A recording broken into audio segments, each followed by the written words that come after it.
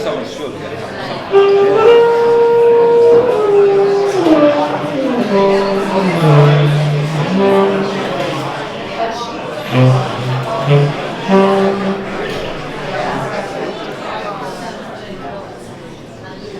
Thank you.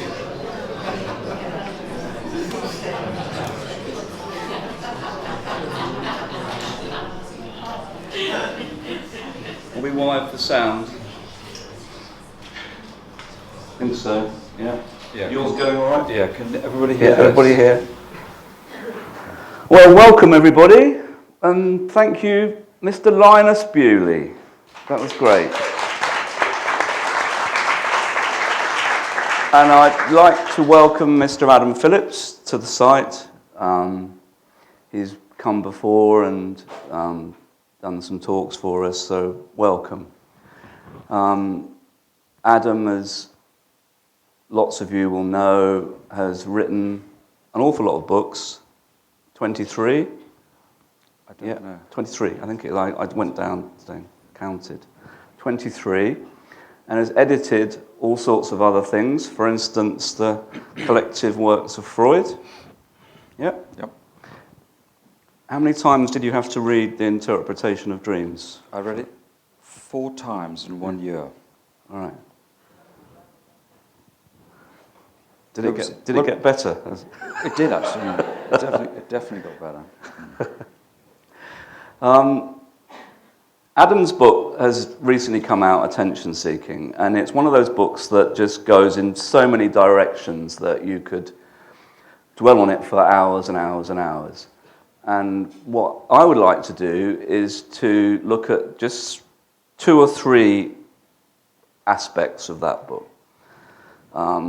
And the first one is particularly to do with Masood Khan and his ideas, his paper, The Grudge and the Hysteric, which is a fantastic paper, particularly where the hysteric is the kind of patron saint of attention seekers. And then secondly, we're going to go on and speak about James Baldwin and about shame and about difficulties in relating and showing affection, maybe. And then thirdly, we're going to speak about Marion Milner, if that's okay, because I know the latter 2 are very close to your heart. Adam says that I can ask him anything I like within reason, so that's without good. reason. Without reason, okay. That's an interesting challenge in itself. But firstly, I'd like to ask you about how you manage to give such good attention. Because I've been sitting in your room either twice a month or once a month for 20 years, and I've never, ever had the experience of anybody paying attention to what I was saying as much as you were. How do you do that? Well, thank you. Obviously, I don't really know. I mean, when you said it, I thought 2 things. One is, when I was a boy, across the road from where I lived, there were woods. And I used to sit in the woods, I mean, not sometimes by myself, sometimes with friends, but I would sit there, and the longer you listened, the more you heard. So when you're going to a wood, you don't hear anything, particularly a few birds singing and so on. But the longer you sit there, it's amazing how much sound there is in a wood. And that always really got to me and really interested me. So that's there. Like probably most people in this room, I've always liked music. That's an element, I'm sure. In my family of origin, people talked all the time. And there was a lot of talk, and therefore you had to some extent, fight to talk, but also fight to listen. I think much of that was in there. I was also taught to read very well at school and university. And for me, reading is linked in some way with listening, even though, of course, they're different. But there is some sort of internal listening for me when I read. So I think all those are sort of ingredients. But it does come naturally, if you see what I mean. I don't. It's not something I feel like I've learned, although I must have learned it a bit. Is it something we can learn, do you think? I think people can be made more or less attentive. I mean, in a way, that's what psychoanalysis is. People can be be more or less attentive to the ways in which they need to distract themselves and to the ways in which they need not to listen. And so I think, in a way, psychoanalysis is an education in listening, both to yourself and to other people.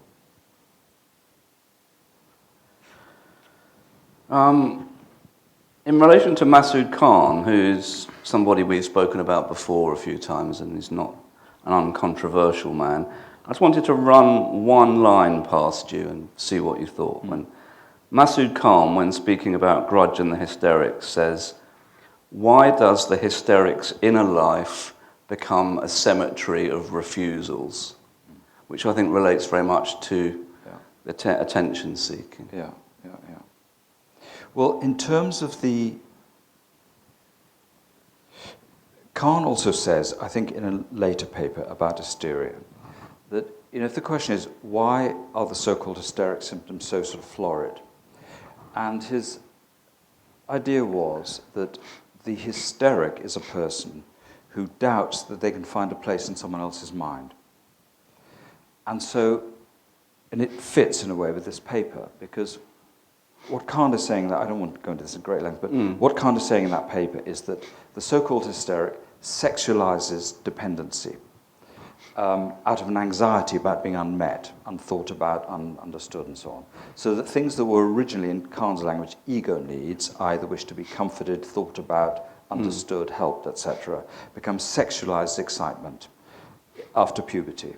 What then happens is that somebody who has a kind of sexualized solution keeps on not getting what they want, because they, as it were, consciously think they want a certain kind of sexual or sensual excitement, whereas in fact they want a lot of other things as well. So sex is being used to do a lot of things, but unwittingly. So the cemetery of refusals, I think, it's harsh in a way, because this so-called hysteric, the figure that Khan is partly inventing, is somebody who has to refuse external exchange out of anxiety, of frustration. So there's a continual inability to broach real exchange and a continual longing for it. So there's a lot of rage here too. But I think the cemetery of refusals idea is that it's not that somebody has an incapacity, but they're too frightened not to refuse. So success would be problematic. Success would be problematic because success would be a reminder of the ongoing experience of dependence. And so, I mean, it is, of course, linked to attention seeking because, it's, in a way, it's an obvious point that the book is partly built around, which is that we're all sitting here now because we were sufficiently good at attention seeking and that somebody was sufficiently attentive to the attention that we sought. So it's a very strange thing that attention seeking is disparaged. And people often say about children, well, the trouble with him or her is very attention seeking. You think, good. Because, it's always the children who are silent that one has to sort of worry about in these circumstances. So that, in a way, the hysteric in this story is the example of somebody who needs to do a great deal of attention seeking to test the environment, to find out, it's like a love test. Are people able to respond adequately? It's a probe. Are they very successful normally at sort of choosing people that might yield this attention? Well, I mean, we both know this, but there's a problem with the they here. But if we just take this as a fictional character, called hysteric, or an allegorical character, I think it depends on their luck. It's very likely, on the basis of a kind of unconscious repetition compulsion, that these people are going to be very adept at finding people who frustrate them in familiar ways. But of course, anybody at any point can get lucky. And somebody might respond differently or unusually or unexpectedly in a way that meets something. And then the conversation opens up. Otherwise, it's all repetition. Do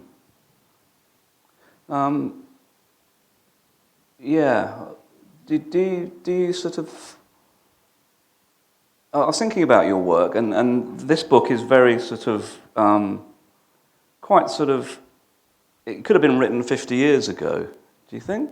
Do you think it's sort of... Say a bit more about that. Your books are quite timeless in a quite an abstracted kind of a way.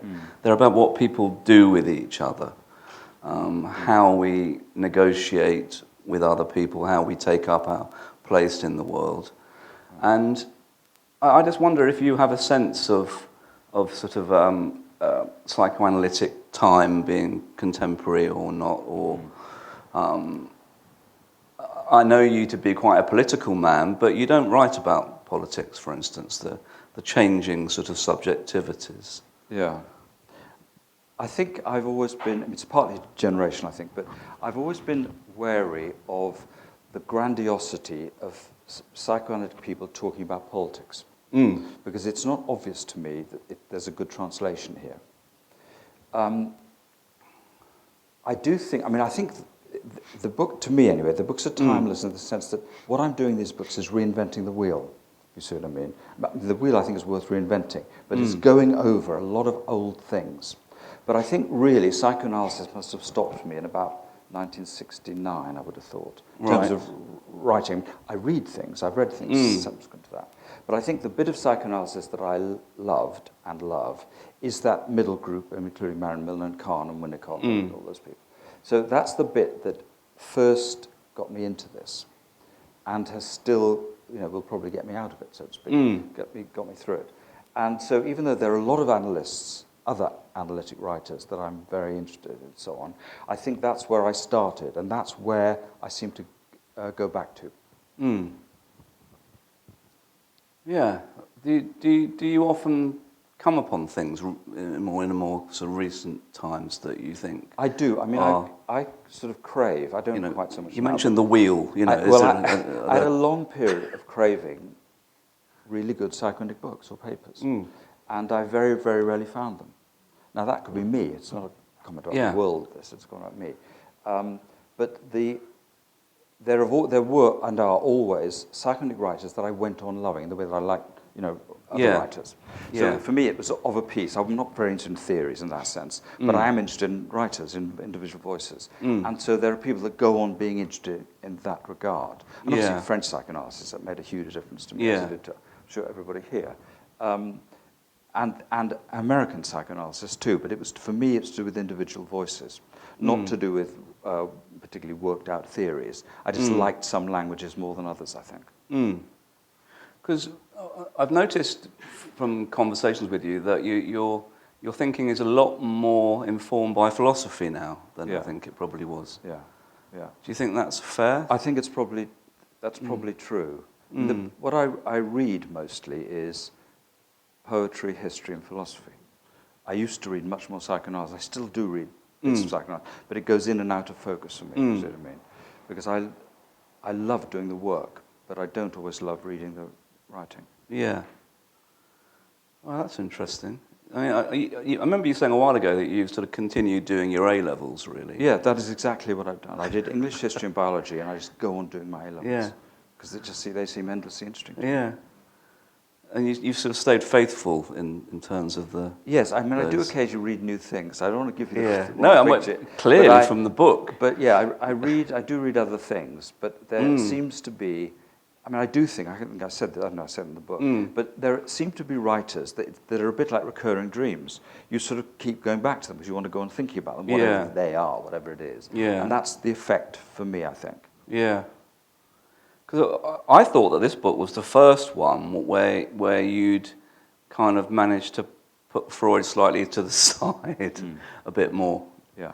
And I remember you saying a while ago that when we sort of get curious about this stuff, when we go along to study something somewhere, we learn that they are a sort of a Kleinian place or whatever their theory is.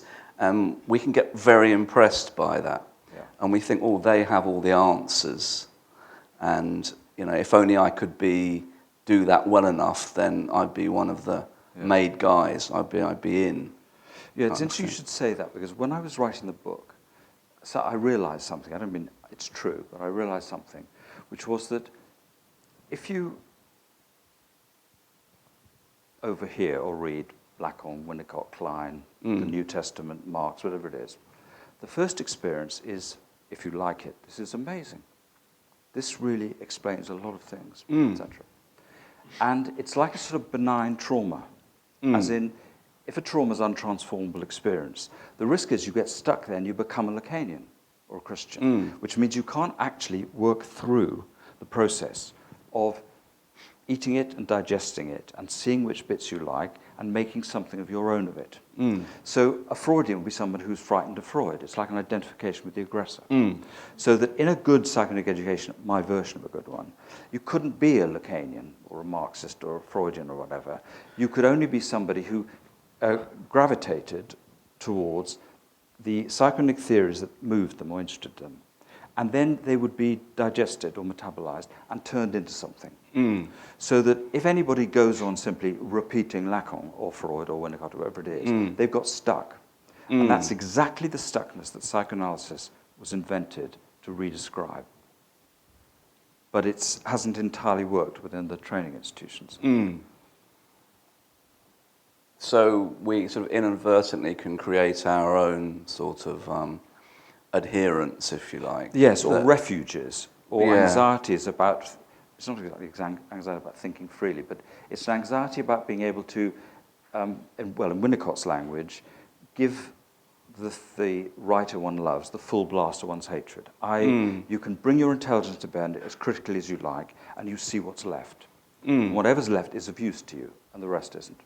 But doesn't Winnicott say that the point of psychoanalysis is to free you up from your habits and things, so you can actually be looser, even more distracted, if you say? Yes, exactly. That you'd be able to be more vagrant in your own mind, and you wouldn't be too agitated about what might come into your mind. I think a lot of people that do this kind of work feel that they have to have a kind of ballast of knowing something, don't they? They have to have an armory of theory. And in supervising people, I often find that I'm trying to sort of free them from that a bit. And they ask, well, free them into what? And it's very difficult to say what the what is. Good question. But I don't know if this is your experience. My experience is it's better for people to start learning lots of things, if you see what I mean. Because I mean, what would a non-essentialist psychoanalysis look like? Well, it would seem to me it's a very interesting question once you've read all the essentialist psychoanalysis. But you've got to do, I think the best, what I really think is, it's only worth talking to the people you enjoy talking about psychoanalysis with. Really. That's the only game in town, as far as I'm concerned. Secondarily to that, I think if you're interested in this, why wouldn't you read Freud, Lacan, Klein, whatever, whoever you were moved by, and then see what you made of it? But you have to start that way round. You can't just turn up and do it, in my sense of it, because it's too agitating. Do you think it's impossible to speak with people who don't really know much about psychoanalysis? Yeah. You know, definitely. Well, we're doing it in clinical work all the time.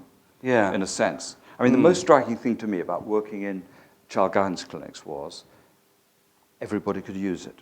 It wasn't at all. I went thinking it's a kind of middle class thing, more or less. And of course, the trainings were totally, when I did it, entirely white middle class, and really quite affluent because you had to have money to do it.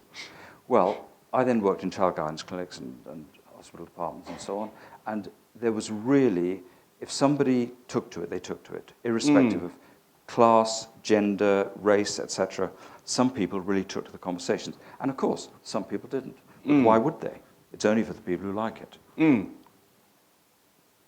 Do you think about that time much, that 20 years in a lot. Camberwell child guidance? Is it child guidance? Yeah, it's child guidance. Yeah. Because I went into this because I wanted to be a child psychotherapist. That was the thing.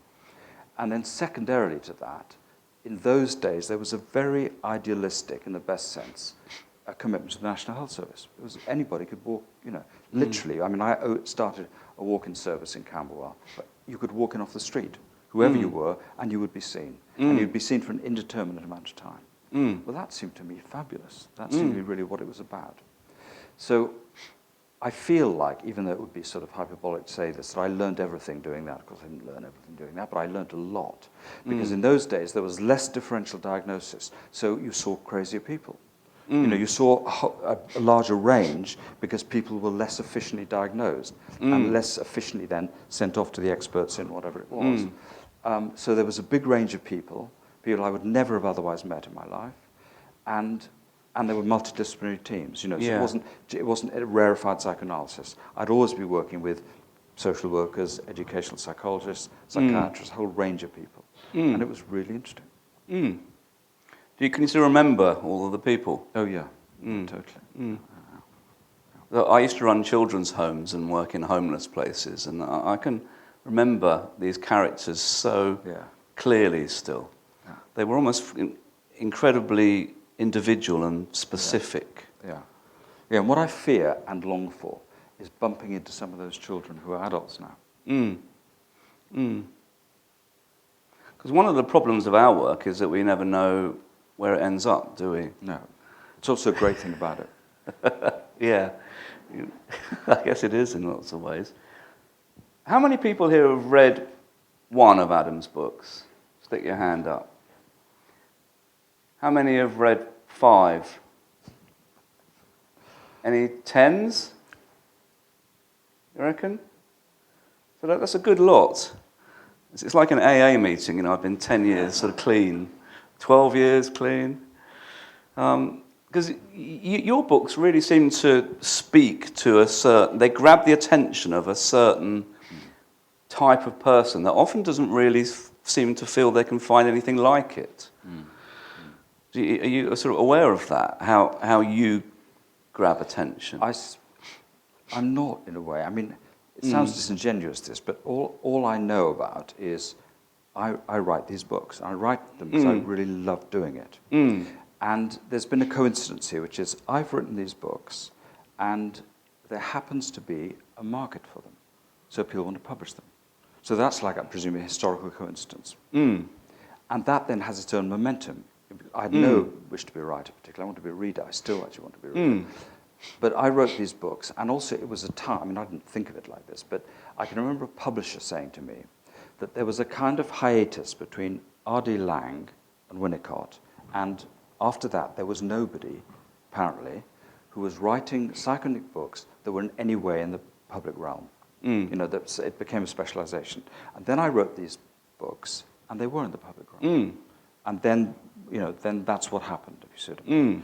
And I think originally I wrote the kind of books I wanted to read, but it wasn't even as calculated as that. I wrote what I could write. So I remember sort of 20 years ago, you know, you were often in the Observer, weren't you? They put you out the front. You were front page once, weren't you? Fantastic. Would that happen now, do you think, with anything? I doubt it. I mean, two things are true here. I don't want it to happen now. It isn't up to me, but I don't want it to happen now.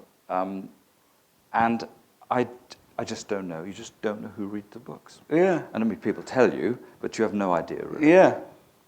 Because my actual lived life, obviously, is my family and friends. So you have no idea who reads your books? No, not. I mean, I meet people occasionally. Yeah. And obviously, I've been reviewed in the papers for years. But that's all you know. You see. And I do things like this. But more than that, I don't know.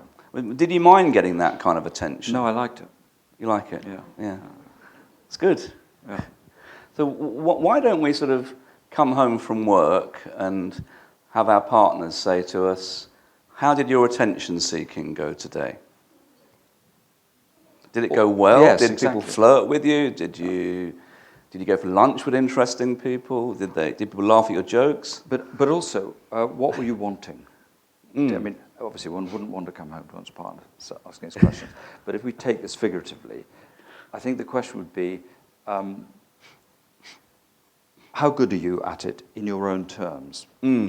And how much do you know, or how much do you, in terms of getting feedback here, how much do you get a sense, increasingly, of what you might be wanting from other people? I mean, it's all about sociability, this. Yeah. And what people want from each other, and what people can do together. And so for me, the attention-seeking idea is always an experiment in living. It's always some kind of test, not calculated, of how someone will respond to whatever it is one puts into the world. So it's an experiment, like an experiment in love, or if we think we're searching for love, we're kind of testing people out and prodding them and seeing. When I went to teach in California last year, and I met a man in his 80s who'd been supervised by Winnicott. He trained in London, he was American. And he'd gone to see Winnicott for supervision before he'd seen his first child patient. And he was sort of a bit of a nervous wreck. as one might be. The next day he was going to see the 6-year-old girl. And he said to Winnicott, "What do you do?" Winnicott said, "If she offers you her hand, take it." And that seems to me sort of beautiful and interesting. And it's linked to this, because it's to do with what one makes of the gesture that's offered, if you see what I mean. And, of course, with children, it's true with adults as well, but with children are very, very, depending on who they are, tentative or bold about the kind of attention they seek and about the gestures they make. And, of course, they are totally dependent on the adult world for response. So when a child speaks to us or makes a joke or does anything with us, they're really not experienced people. And, of course, there is familiarization. But if a child goes to see a therapist, a new person, this is a really potentially traumatic experience. It doesn't have to be traumatic, but it is difficult. And so you're uniquely placed to see what the child's unconscious assumptions are about what gestures are possible and what responses will be elicited. And how could a child calibrate these things, do you think? I don't know if you can. If I can. It sounds like you're kind of people are sort of doomed from early on to this eternal seeking, which Kant says ends with a cemetery of refusals. Well, there could be that, but it might be truer to say that inevitably, because growing up is also a cumulative trauma as well as whatever else it is, that one has a limited repertoire of ways of being sociable with other people. And one grows up with that limited repertoire, and the interest of other people is the repertoire may be extended, and that's also what's fearful about other people. But that point where the period in the child's life where they notice there are pleasures outside the family is a very big deal, because that's when what's being experimented with is a new kind of response. And therefore possibly a new kind of gesture or a new way of talking or whatever. Yeah. So when you go to school, for example, for the first time, this is an extraordinary thing for this reason, because suddenly you're in a world of different adults. And you're very dependent on their kindness and on their imagination. You mentioned in the book about growing up where parents leave toys and things to play with and read lying around, but you said they also leave a morality lying around, which are kind of guidelines about how you might successfully garner a bit of attention, maybe. But I like that idea that, and it's because it's obviously Winnicott's model for doing psychoanalysis, which is it's not exactly you leave things lying around, but you offer things up. And you see what people are interested in. And you see above all what they make of what's given. Because Winnicott says this thing, which is, it's not what the analyst says that matters, it's what the patient can make of it. And so it seems to me a very interesting idea developmentally that morality could be like that. It could be something that you pick up bits and pieces of for reasons you largely don't know and make something with it, as opposed to being, as it were, brainwashed into a dogmatic morality. As though you can internalize a blueprint of what to do when, as opposed to another way of doing it. Any more than you could, as a trainee analyst, you couldn't be taught what to say when. It isn't like that. Yeah. Because the history of psychoanalysis is almost about sort of celebrating distractedness, isn't it? Yeah. Sort of, I'm thinking of sort of the Levinasian idea of two types of people. There's one that like to look down a microscope and reduce everything and do the biological fiddling around and taking things apart with scientific sort of precision so I can know what it is. That doesn't mean you know what it does or anything, but you know what kind of, you can comfort yourself with the idea you know what it is. And infinitizers who look out the other way, a long lens, who are more interested in what life might make you feel and think. Two very different ways of sort of approaching things. There's not a question in that. No, it doesn't matter. It doesn't matter. Just think about it. Yeah. Because I think, in a way, in that example, if there are two ways, then I suppose one of the things you might be interested in, if you do what we do, is the way in which you need to actively, unconsciously narrow your mind to well, it could be to sabotage your development or to limit it. So if you were somebody who had the infinite view, the question then would be, what's the problem you have with the other view? In other words, how much is the chosen perspective chosen for what it excludes as opposed to for what it includes? And I think that's the kind of thing we can talk about in what we do. I mean, if I was a young person now, which lots seem to be doing, they seem to choose to do computational, mathematical, data kind of stuff. And they get very good at it, and that they then get a lot of attention through getting very highly paid jobs and things, you know. Why would someone do an English degree now? Yeah. It's sort of, what attention might you get from that? Has it sort of faded a bit? I would have. I don't know. I would have thought so, but I think it doesn't. Well, it might matter to the people to whom these things matter, but cultures do change, and there are. For anybody who's read English literature and still likes it, whatever it is, then I think it would be a shame to be just regretful about this, or to be saying things like, "Why don't people read anymore?" That seems to me fatuous. Well, I mean, would you get anxious if you were studying Middle English at the yes, I university? mean, you could. I mean, there would be economic reasons why it might not be a great idea. But the most interesting thing to me would be that for whatever reason, you wanted to do that. Something about that really got to you. And you could think, in a way, that's one of the things we're doing in psychoanalysis is helping people discover where their real enjoyment is, what they're really interested in, what really matters to them, such that they don't need to think about whether their life's worth living. Or how to be bold enough to desire for yourself, rather than be looking at the other person to see if they're enjoying things. Yes, exactly. Or being able to use other people's enjoyment as a clue about your own, but not as a guideline or an order. Shall we move on to Mr. Baldwin and some shame? Sure, yeah. I wanted just to read a little bit, because I think it's just very evocative, if that's okay. It's towards the end, and there's been an intense sexual and love affair between David and Giovanni. And shall I just do a very, very brief plot summary? Yeah, I mean, please do. There's nothing more boring than plot summary, just for people who haven't read it. It's a simple story, which is David, a young American man, comes to Paris to escape, sort of get away from his father. He meets a woman called Hella. He gets engaged to her. She goes off to Spain. He falls in love with a very, very attractive Italian waiter called Giovanni. Hella then comes back, and David goes back to Hella. Giovanni then goes back to his old job with his horrible boss, who he then murders.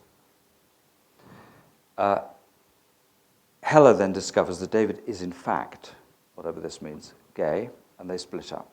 And the novel ends with David knowing that somewhere Giovanni is about to be executed for murdering this man.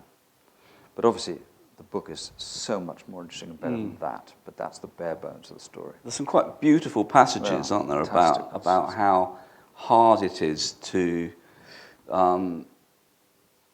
speak about love, really. Yeah. And this is one bit where David's trying to leave and feels very sort of confused. And he says, Baldwin writes, "I will not forget the last time he looked at me. The morning light filled the room, reminding me of so many mornings and of the morning I had first come there. Giovanni sat on the bed completely naked, holding a glass of cognac between his hands. His body was dead white, his face was wet and grey. I was at the door with my suitcase. With my hand on the knob, I looked at him. Then I wanted to beg him to forgive me, but this would have been too great a confession. Any yielding at that moment would have locked me forever in that room with him.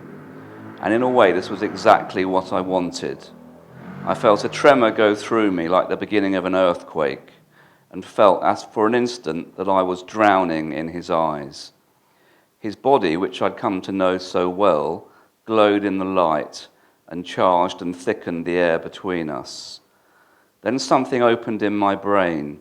A secret, noiseless door swung open, frightening me. It had not occurred to me until that instant that in fleeing from his body, I confirmed and perpetuated his body's power over me. Now, as though I had been branded, his body was burned into my mind, into my dreams, and all this time he did not take his eyes from me.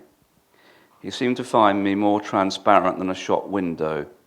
He did not smile. He was neither grave nor vindictive, nor sad. He was still. He was waiting, I think, for me to cross the space and take him in my arms again. Waiting as one waits at a deathbed for a miracle one dare not disbelieve, which will not happen. I had to get out of there, for my face showed too much. The war in my body was dragging me down. My feet refused to carry me over to him again. The wind of my life was blowing me away. Au revoir, Giovanni. Au revoir, mon cher. I turned from him, unlocked the door. The weary exhale of his breath seemed to ruffle my hair and brush my brow like the very wind of madness. I walked down the short corridor, expecting every instant to hear his voice behind me, passed through the vestibule, past the loge of the still sleeping concierge into the morning streets. At every turn I took, it became more impossible for me to turn back, and my mind was empty. Or it was as though my mind had become one enormous anesthetized wound. I thought only, one day I'll weep for this. One of these days I'll start to cry. It's beautiful, isn't it? Really quite stunning. This book is very much about shame, isn't it? Yeah. David's shame. It is. And you write beautifully about it. What interested me about lots of things are interesting about the book, but one of the things that I thought really interesting about the book was that in the book, Baldwin says that the problem for David of his homosexuality wasn't exactly his homosexual desire, it was his wish to be affectionate to a man. As though, and it links in a way with the Khan thing, as though his real terror was what was involved in living an affectionate gay life. And that the desire, in a way, was refuge from the affection. And that seemed to me, it's very powerful and moving in the book. It's also really interesting, because one of the things about an affectionate life is there's no triumphalism in it, as there can be in a sexual life. And in the book, it seems as though when shame is referred to, as it is quite a lot in the book, it's as though shame, when people feel ashamed of themselves, they've recovered their sort of core morality. As though when they can feel shame, they can remember their best version of themselves. And it's very strange in the book because it makes it very clear, I don't know whether this is intentional on Baldwin's part, that shame is also very conservative. That in a way it guarantees that there's no news. Because when you're ashamed, and I write about this in the book, but when you're ashamed, it's as though you know what your real morality is. As though there's something in you will remind you, will recenter you. You can't wriggle out of it. Exactly, you can't wriggle out of it. And yet, if we give this 2 minutes thought, we'll know that 10 years ago or 10 minutes ago, people were very ashamed when they felt themselves to be gay. And they don't feel that now. So that's an example of capitulating to shame as a social regulation. So shame could be the most difficult thing to think about, not a guaranteed indicator of an essential morality. You write about how it sort of fixes you to the spot. Yeah. Shame. It's kind of mortifying. It's you can't think. It's like you want, beam me up, Scotty, get me out of here. Yeah. Hole in the floor, please. Yeah. Someone's got you. They've got you fixed in some kind of position where you just can't wriggle, escape, and it makes you wonder there, which is the most monstrous, the shamed person or the shamer? Because clearly the shamer is a torturer here. The shamer is really murderous. And you can see how the abjection of shame is obviously, in a sense, a refuge from the terror. But I think that the point in the book is that, it's what you've described, which is that the thing about shame is it feels as though it's impossible to think about, or there's nothing really to talk about. We'll just all acknowledge you did a terrible thing. There it is. Well, this is actually very strange, certainly very strange in a psychoanalytic context, because it's the psychoanalysis that I would value would be one in which people were willing to explore these, explore these things, so that anywhere you found yourself with the need to stop going on thinking or speaking. That's going to be where the action is, or one of the places where the action is. Shame seems to be like a moment of exposure where the lights are on you and you've fully been kind of unavoidably tied to your behaviour and your ideal. Yeah. Yes, and what it exposes... notice that gap. But then what it exposes is how much work you've been doing to adhere to a particular picture of yourself. So when it's compromised or violated or betrayed, you are mortified. And in a way you could think, well, it doesn't feel like this. But the interesting thing about shame experiences is they expose the tyranny of one's internal ideals. They might also reveal what matters to you most. I don't mean it's one thing or it's not one thing or the other, but it is several things. And it makes it clear that one's been sort of addicted to unconscious models of a preferred self. And you may want to think about that. Is that sort of the same as a kind of false self, that we're kind of having unrealistic ideas about how we should be in a sense, and we just can't match up? We're doomed to a kind of, but like the hysterics dooms this perpetual cycle of sort of failing to get the attention or failing to get the person to really notice what they need. Is it it's like a kind of sort of perpetual failure, isn't it? Well, there is, but quite sadomasochistic. Well, it is sadomasochistic, but what's interesting about this is that it's not unlike Marxism, which is Freudianism is extremely deterministic, and yet Freud practiced psychoanalysis because he believes somewhere that it's possible to intervene, to modify, that there's a repetition compulsion, but also it can be modified, and that seems to me what we're doing, and people come obviously because they're stuck in something that has become too painful. And that's what's being thought about, explored, elaborated, expanded is, what's the repressed repertoire here?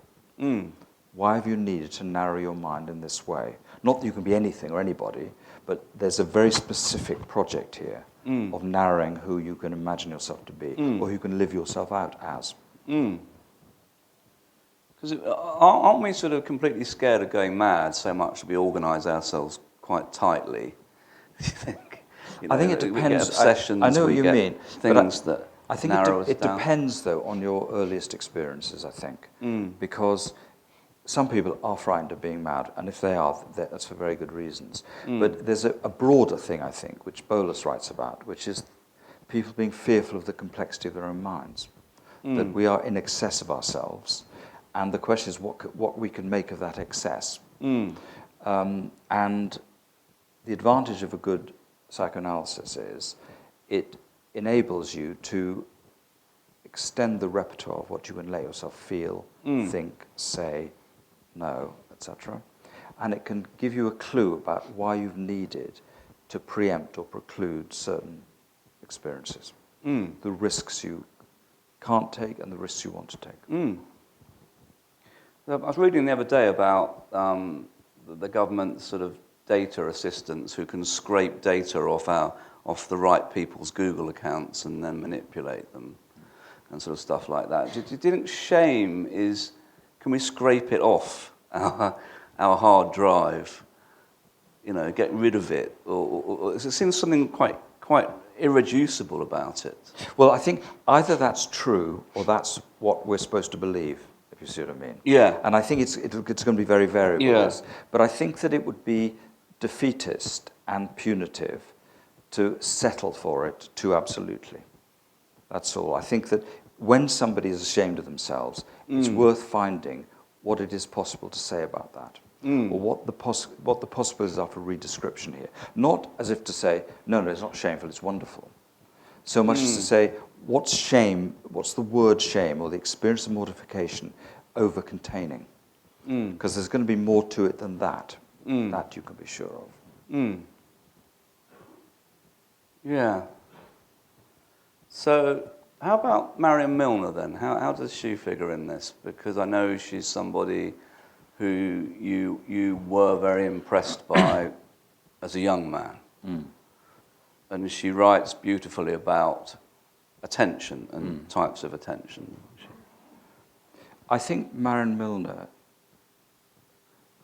I think one of the things Marion Milner believed was that people come for analysis because they are unable to be absorbed in anything else but themselves. Because obviously, if you're depressed or anxious, you'll think about yourself all the time. And what Milner was interested in, among many things, was the insulation of symptomatology. And so what was it internally and or externally that sabotaged your capacity to be absorbed, to lose yourself in something, whatever it might be? And it might, of course, be a person. But that what are the preconditions for having to hold on to your boundaries so there can be limited exchange? And she was a very extraordinary person, in her own right. And of course, she was part of that psychoanalytic group, very much involved in it. She also, if you read A Life of One's Own, you can see that she invented psychoanalysis for herself, and then she went into it. She really did come to a lot of it herself through her own introspection and conversations and so on. And then she became a psychoanalyst. And she was very, for me, I mean, apart from personally liking her very much, she was very impressive for me because she was a very good example of how, this is not the right vocabulary, but how psychoanalysis is a good servant but a bad master. That you need to use it to do whatever your own thing is, as opposed to simply sort of abide by it. And she really used it. She incorporated it in her own vision and her projects and so on. And you can see it in her painting, but also in her writing. She was very interested in how we see, wasn't she? Very. I'll tell you, just briefly, I'll tell you an interesting story about her in terms of seeing. The first time I met her, I gave a lecture at the Squiggle Foundation, and there was an old lady sitting in the front row, a rather beautiful old lady, in an orange trouser suit. So I give this lecture. At the end of the lecture, this woman comes up to me, and she says to me, completely straight, "I knew from reading your Winnicott book that you would look like that." And I said, because it was rather an odd thing to say, I said, "Who are you?" She said, "I'm Marion Milner." And it was amazing because the sense I had was that A, she'd obviously imagined me, concocted something in her mind from reading the book, but she'd also looked at me. And then she said to me, "Would you come and talk with me about Winnicott?" And so there was a period in my life when she was in her, it must have been early 80s, when I went on a Saturday afternoon, and she'd drunk whiskey, so I drank whiskey with her, and we talked for about 2 or 3 hours. And she would talk, I mean, she talked about anything and everything. She was really open-minded. Her mind was open at both ends. And she wanted to talk. And she was still, as far as I could tell, because I had never known her as a young one, I only read her, but she was the woman who wrote, A Life of One's Own, age 30, was very like the woman of 80 who I was talking to. She was completely absorbed in these preoccupations. And it comes through in the writing. She sounds amazing. She was amazing. She really was. Who else did you bump into early on then? Masood Khan was your analyst? Khan was my analyst. I met, through Khan, Andre Green and Pontelis. But I was also taught by Francis Tustin. And there was some, and through the Winnicott book, I met Rycroft and so on. But it was the end of something, if you see what I mean. And was Winnicott still going? No, I never met him. He died in something like 74 or something. So there was still, some of those people were alive, but they felt that their world had ended psychoanalytically. It sort of had, in a way.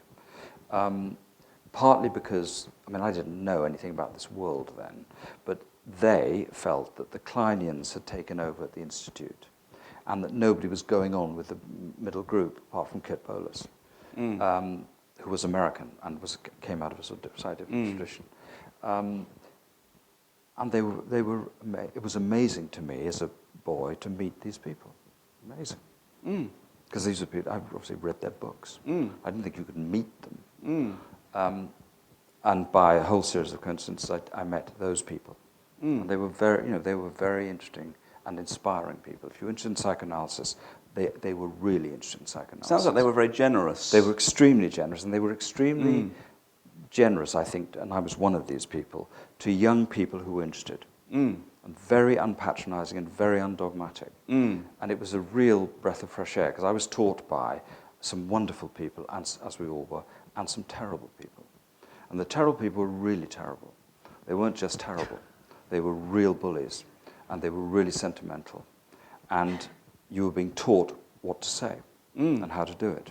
And so it was really split. I don't know what other people's experiences, and it must have changed. But there were wonderful people, the people for whom one thought one was going into this for, people who wanted to talk, and then there were people who wanted to tell you what to do. And it was astounding to me, because obviously I was 15 in 1965, whatever. So if you'd lived through the 60s, you couldn't believe the self-importance of these people and their authority.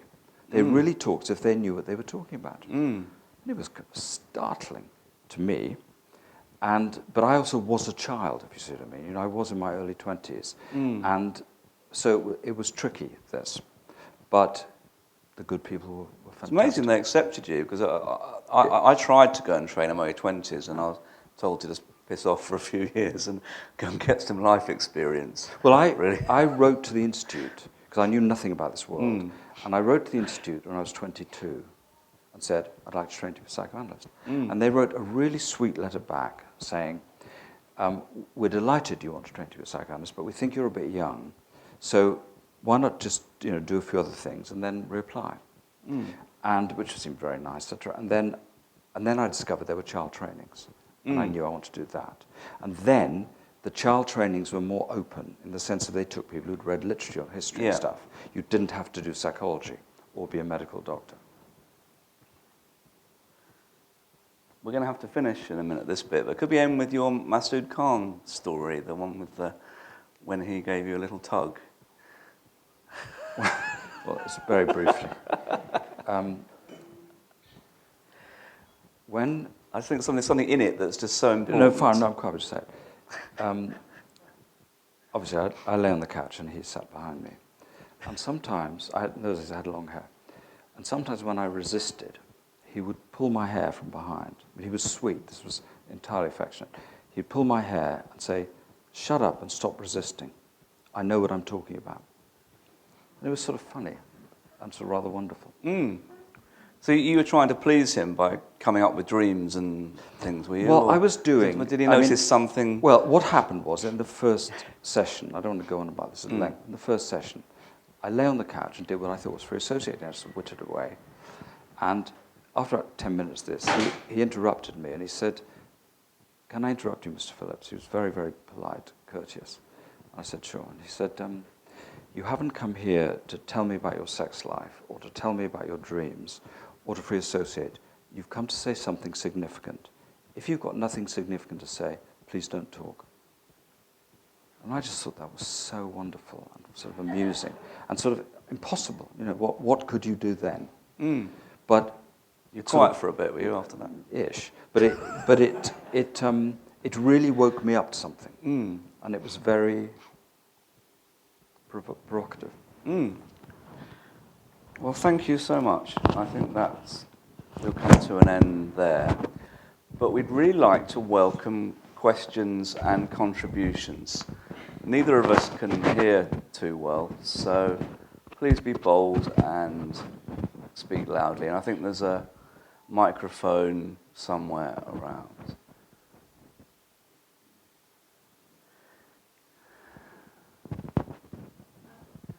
Yeah, speak into the microphone then. It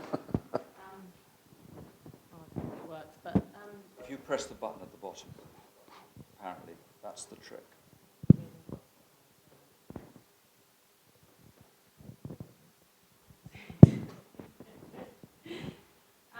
would you ask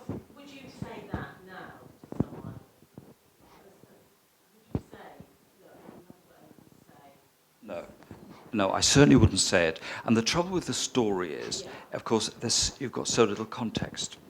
And the story is, well, I don't know if it's more something than it sounds, but in the context of the relationship I had with him and the man I met, it didn't even seem outrageous.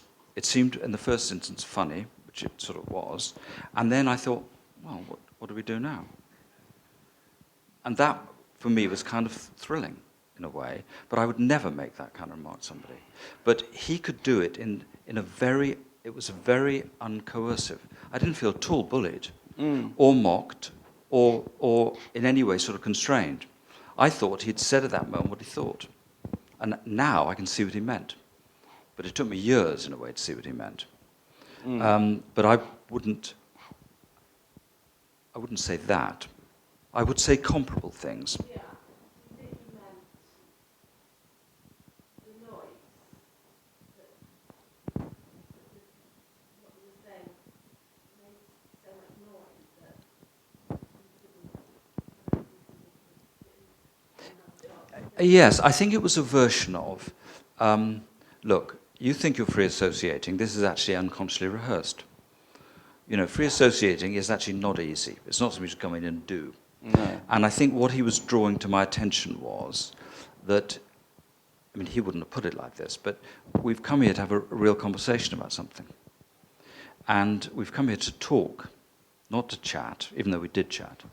And that it was like setting the tone of something, in a way. Because it wasn't as though after that I then sort of, never spoken unless I had something significant to say. I sort of more or less went on as I had done. But he'd alerted us to something. And I knew at that moment that he meant what he said. That it wasn't said facetiously. It was said out of real conviction. And one of the things that was wonderful about him was that he never claimed to know what he meant. He didn't claim he had no idea, but we both had an unconscious, so to speak. So he would be equally free to say, although, and he said this at other occasions, I don't know why I'm saying this, but... And it felt a bit like that in retrospect. But I knew he was right. Not right some absolute sense, but he was onto something. Because I could feel it. It was like being stopped in your tracks. Mm.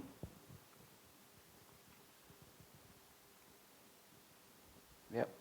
Who's got a question?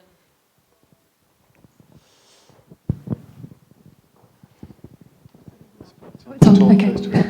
I was thinking about attention spans as you were talking, because it occurred to me that this is probably the first time in about a week, 10 days, that I've had a solid hour without looking at my phone while doing something else.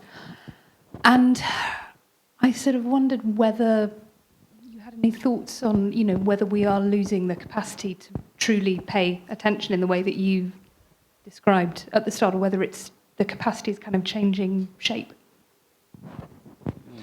Well, I suppose in a way it depends what kind of people we want to be. I mean, in the sense of, I would prefer to live in a world where people look at their phones less. But I don't mean by that I think people should look at their phones less. This is to do with the kind of sociability one wants. And I think that there's something to me deeply boring about people who are always moaning about technology. Because after all, it's a choice. You don't have to do it. But the other bit of this, of course, is that we are, of course, being induced to shop all the time. Because obviously every time you look at your phone, you're shopping, effectively. So that there's the infiltration of really neoliberal capitalism, which is be consuming all the time. Don't think about anything else but that, which I hate. I don't want to live like that. And it is the world we're actually living in. So I think people actually, it's like, addictions. I mean, people, I think, always have some choice. But there's a delegation of bad faith to say, I'm addicted. I can't help it. Well, if say, in this hour, you've enjoyed your attention, you could then replicate it. But you may want to go back to your phone. And who's going to tell you? What do you think about addiction psychoanalytically? Well, again, I think, like all these things, you really can't generalize. But I do think it's an extreme version of an anxiety about desire. That anybody who's addicted has narrowed their desire and got themselves into an omniscient state of mind where it's as though they know what they want. And it seems to me to be, I mean, it's going to be lots of different things with different people, but it's clearly, it's like enacting a malign dependence. This is what dependence felt like. Or this is the kind of dependence I'm now, this is my self-cure for something about dependence I can't bear. Because, you know, everybody knows this. The problem of the alcoholic is sobriety. So, what's this a cure for? And the problem is, of course, very quickly, the solution drowns the sense of what the original problem was. Very quickly, you think only about the drug, and that's the point. So, in psychoanalysis, I think one of the things one's doing, ideally, is reconstructing. You know, what was this a self-cure for, and what were the preconditions for this being the chosen self-cure?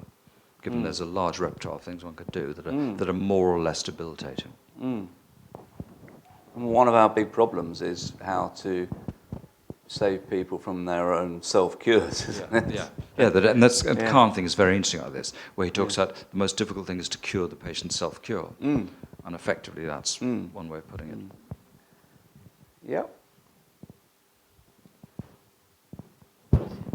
Yeah, just on that, on self-cure, I've been reading Torok and Abrams recently, and I just wanted to hear your thoughts on transgenerational haunting, when you're trying to cure, as it were, the trauma, the secondary trauma of someone else, possibly, which is therefore untranslatable because it wasn't your experience.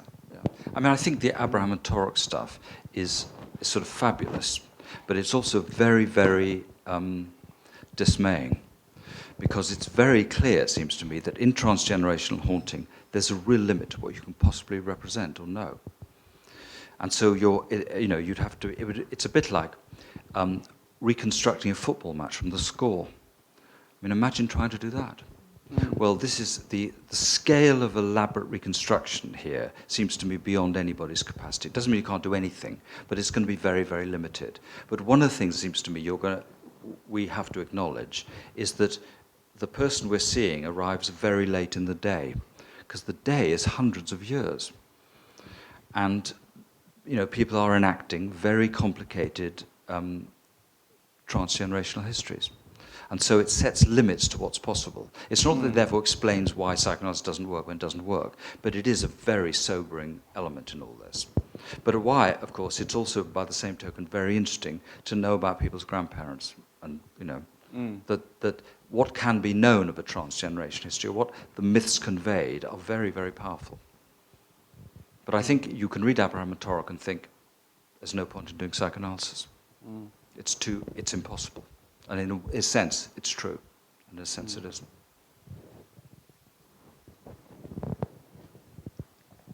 Got the microphone? Yeah, thank you.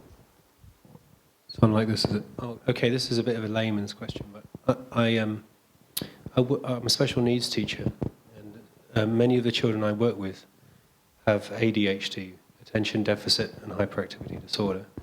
But it occurs to me that the attention deficit is not only that they can't hold an object to their attention, but they also crave attention. Yeah. And I feel there's a correlation between the two, and I'm really interested to hear what you think about that. I'm sure that's dead right. I mean, it was in the period when I was a child psychotherapist that ADHD took. And it suddenly appeared to be true of sort of almost all children. And what seemed to me obvious, and I imagine is obvious to you, is that there are very good reasons why children are anxious. And they haven't got something called ADHD. They are anxious about things. And as you've said, the so-called symptom is what is, among many other things, an attempt to engage somebody in what this anxiety is about. It is, of course, in the best sense, attention-seeking behavior. It's an attempt to mobilize the environment to engage with something. But the risk is, if the child is then given Ritalin or one of these things, the child feels unconsciously or consciously fobbed off. Because the message to the child is, I can't bear this either. I don't want to know about this, so take this, and you'll feel better.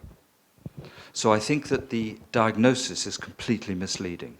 I think the only bit in it that's worth having is the anxiety word. I don't think it's a disorder, and I think that in the old-style psychoanalytic model, there are very good reasons why people's attention is interfered with. That's partly what the book's about. But that, in a way, that's what Freud was showing and describing was attention is all the time being disordered. It's all the time being interrupted.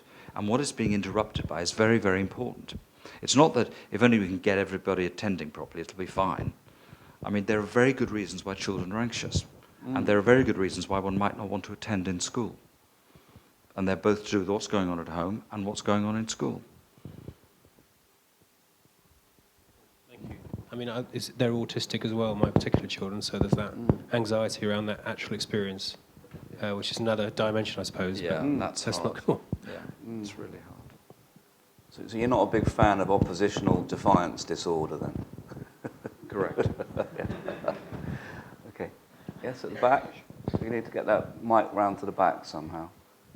Sorry, you. Is it going to work? Does this work? Yeah, I think it does. Is it yeah. working? Yeah, I Okay. think so. You said that you both feared and longed to see those children again, and I was wondering if you could say something about what the fear and longing was about, and whether that was different to adult patients that you've seen subsequently, or whether you just fear and long to see everybody you've ever seen again. Well, there is a difference, which is that the children are children and are growing up. And of course, the adults are growing up too, but in a different sense. The fear is of their suffering, that their lives haven't got better in ways they might wish. The longing is because I adored these children. Obviously, I didn't adore all of them all the time, but I sort of did, actually. And obviously, you're in an odd position because I'm not their parent, I'm not their uncle, I'm not, etc. Nor did I want to be. But children are capable of being very, very intimate. I don't mean physically, although they are, but I mean just emotionally intimate.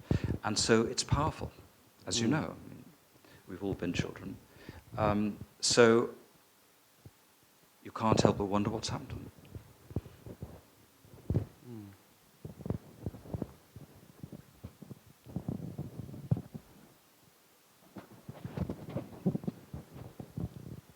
I wanted to ask something you said about shame. I heard you say something like, in an experience of shame, there's a kind of memory of a version of yourself that you're not living up to. But I was thinking, it occurs to me that in the kind of worst experience of shame, it has to do with kind of undermining your faith in that ideal version of yourself, as in maybe that version is a sham, and in fact, I don't live up to those kinds of ideals. Yes, or actually don't want to. I mean, I think that is the point. And I think in a way that's one of the things that interests me about it, which is that it's, in the shame experience, one of the things that is at stake is your ideals for yourself. Because on the one hand you could think, I failed. Or you could think, the ideals have failed me. They actually are not suitable. They don't work in my life in a way that I want them to. And it seems to me you need to be able to think about this both ways. That's all.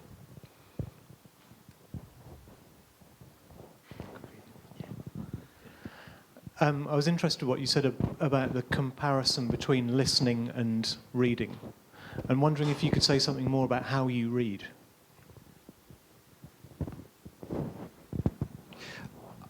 I think I read a bit like I sort of watch television. I mean, I was taught close reading, and I like it, and I know how to do it. But a lot of reading, for me, is like, it's a bit like sort of thinking or something. I mean, I do take it, I mean, it varies, obviously, but I take it in, but there's a lot of daydreaming going on as well, I think, while I'm reading. But I rely on the fact that, as it were, unconsciously, I take in, so to speak, the bits that matter to me. And that I will make, that something in me will know what it is in the book or the text that matters to me.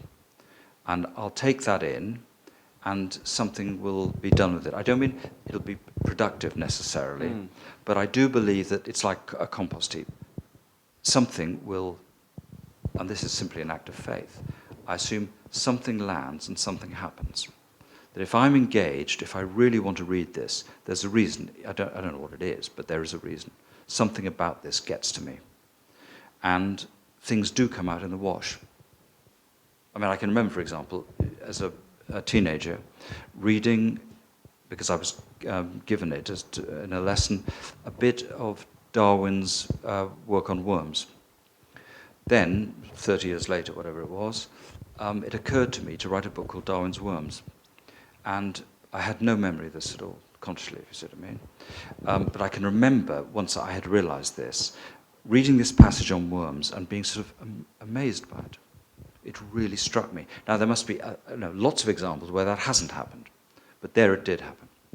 So I do believe in sort of, unconscious digestion or storage or things being worked on.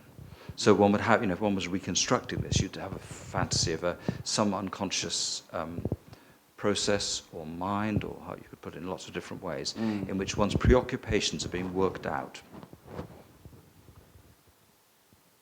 And also, I don't remember most of what I read, and I don't try to. I was very keep putting them in the book, though. I do, but when I write, I can remember what I read, but ordinarily I can't. And I can remember being terrified at school about having to learn things off by heart, because I felt as though I was being forced to put something into my body by somebody else, and I literally couldn't do it. I felt, of course, I could do it, but I really didn't want to do it. And so I experienced learning off by heart. I think this is true of learning off by heart, but for me, it's like a violation. And I can only really believe in involuntary memory. In other words, what I happen to pick up, despite what I appear to be interested in. That's the bit I believe in. Sorry? No. I sometimes put dots in the margin, but I never look at them again.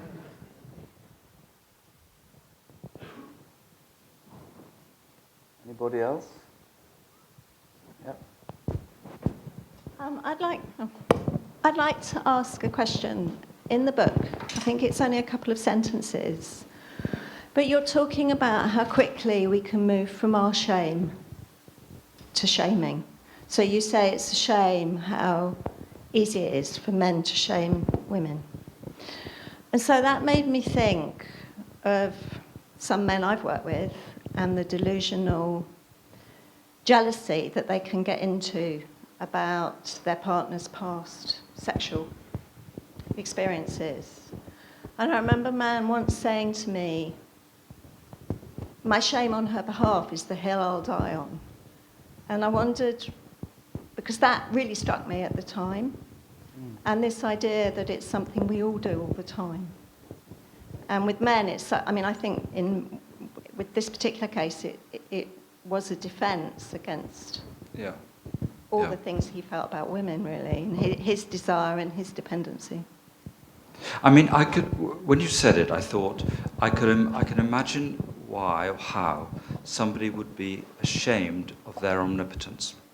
I, the man, have to be everything to this woman. Therefore, she can't have a past. Now, obviously, everybody knows that there's nothing one can do about one's own and other people's past. But insofar as I need to totally possess this woman and be the sole source of her pleasure, it would seem to me that it's consciously or unconsciously, a knowing self-betrayal. Because actually, I'm not omnipotent. But that's also what we do in racism. That's also what we do in homophobia. Yeah. We're very practiced in doing that, in passing our shame on. Yes, and you could say passing our shame on, but also by the same token, sort of passing on an essentialism. I know what gay people are like, and I hate them. I know it, and so they're all it's as though there's a continual evacuation going on and an omniscient evaluation of what's been evacuated. And that then goes on and on and on. It can't be stopped until it's contained.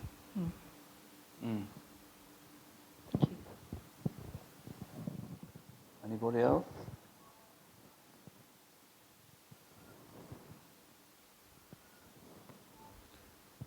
Let's just give it a minute, shall we? Let's just give it a minute.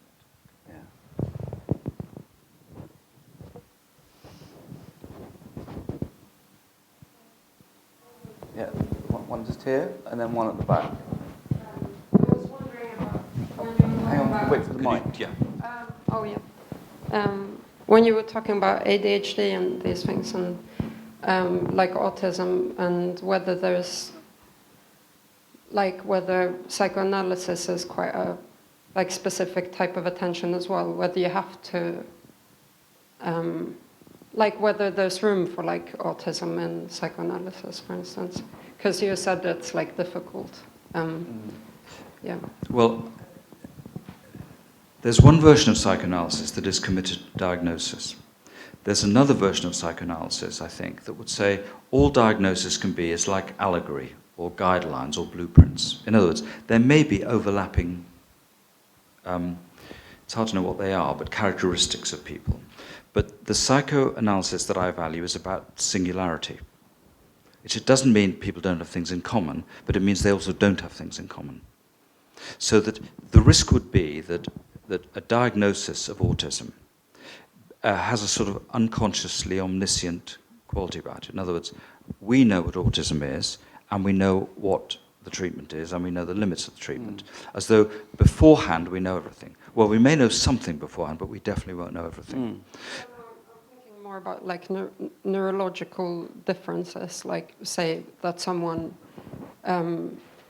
which we find quite hard to describe maybe, but maybe people are struggling with their attention because of actual neurological differences, which do exist, I think, whatever we call them or something, but there is some place where people do experience things differently, depending on their neurology. Well, yes, I think it depends who you want to talk to, really. Yeah. I mean, if for whatever reason you felt you wanted a conversation with a neurologist, you should have one. I don't mean you, but one. I'm personally not at all interested in that stuff. I don't mean by that I think it's not true. It just completely, I'm totally unmoved by it. I can't get interested in it. I'm really not interested in brains at all. I think for me the brain is the least interesting part of the body. But nevertheless, anybody who wants to have a neurological conversation should talk to a neurologist. If somebody begins to feel this is beyond talking or conversation, and clearly lots of things are, you need to talk to a doctor. But I feel like that's problematic, because I think that a lot of the things that people who are diagnosed as autistic, that they struggle with, are psychological things, like you say with the ADHD, that it is about what kind of attention you want and for what reasons and why you're anxious and things like that.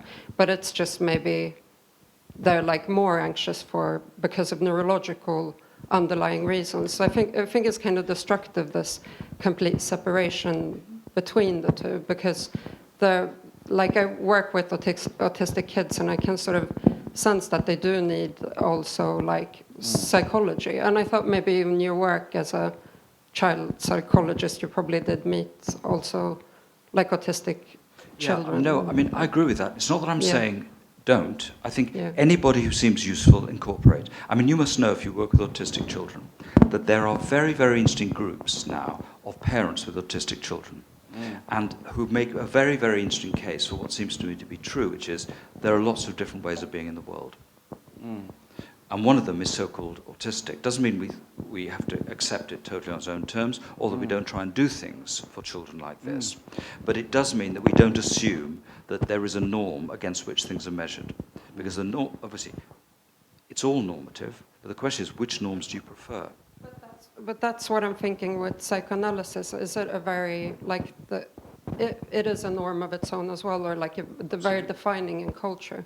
And does that norm allow for neurological differences? Well, the answer would be, or for sort of conversation about neurological. Some people would say definitely yes. Yeah. Some people would say you can't do psychoanalysis without that conversation. Yeah. But I think it's, all psychoanalysis is normative, whichever bit you are in. It's just a question of which of the norms you prefer. And so you'd find at one end of the spectrum, a psychoanalyst who would say, I never want to speak to a neurologist, it's mumbo-jumbo. And at the other end, you'd find people who would say, of course, we need a multidisciplinary approach to this. We can't exclude forms of expertise, because it's too limiting. Thank you. Do you want to say just one more thing? Yeah. Do you want to say one more thing? No, I think I forgot what it was. Yeah. I've also worked with lots of men who choose to be autistic. Yeah. You know, they can't remember a family birthday. They don't know how to clean the loo or anything. You know, they don't know where the stuff is. You know, it's almost like a chosen state, so they can actually be in their own. Well, the thing about diagnosis is they increase the cultural repertoire. So now we can all be autistic as a refuge, should we want to, as well as there being people who are, in an old-fashioned sense, diagnosable as autistic. Yeah.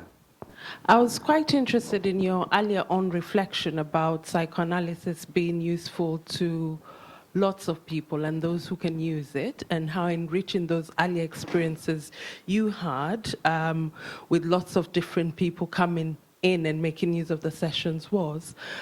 However, I'm still quite struck at how white middle class it is, and how does one proceed to make that more accessible in community? Yeah, well, me too. I don't think it is about making it accessible. I think it's the wrong way round in a way. I think that I think there are lots of reasons why it's almost entirely white and almost entirely middle class. And I think that in a way, obviously people are more aware of this than ever before. But what's striking is how little it's changed. I mean, I've been doing this now for sort of nearly 40 years, 35 years, whatever.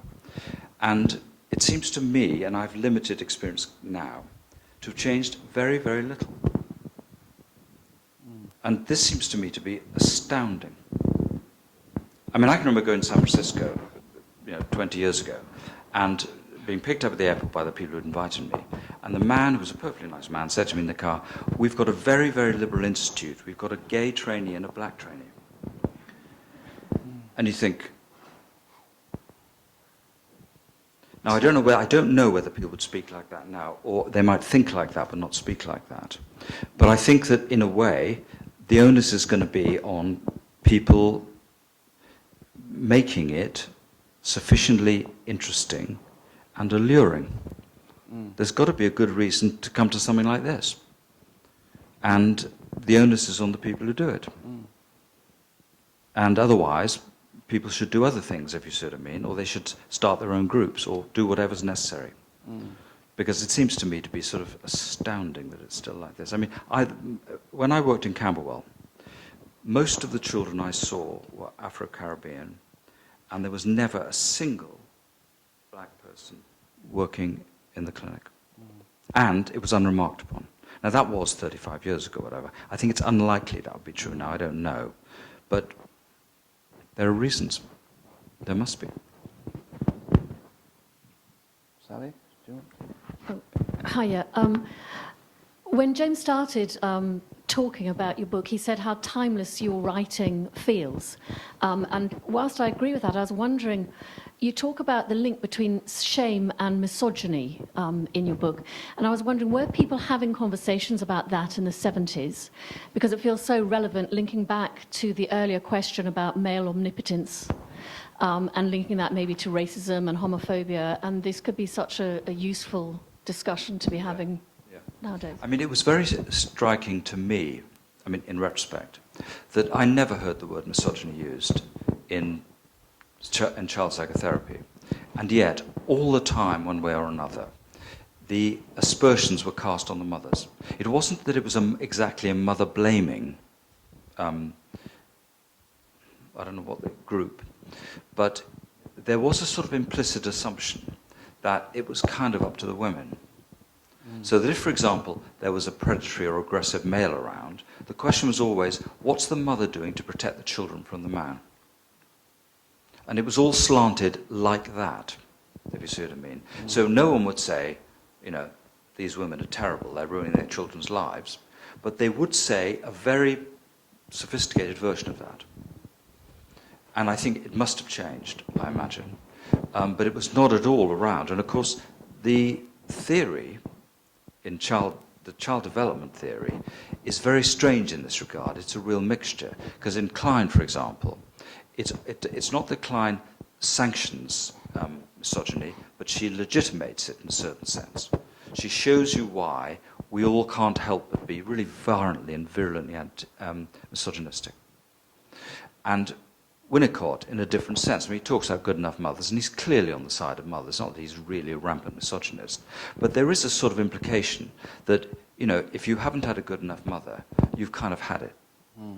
And you may be lucky. But what that means is that the mother in this story isn't really a person. The question is whether she's a good enough mother, in Winnicott's terms.